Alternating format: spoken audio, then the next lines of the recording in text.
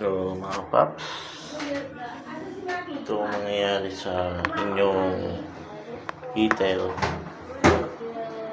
Yan. Buti na lang po ay hindi po sunog.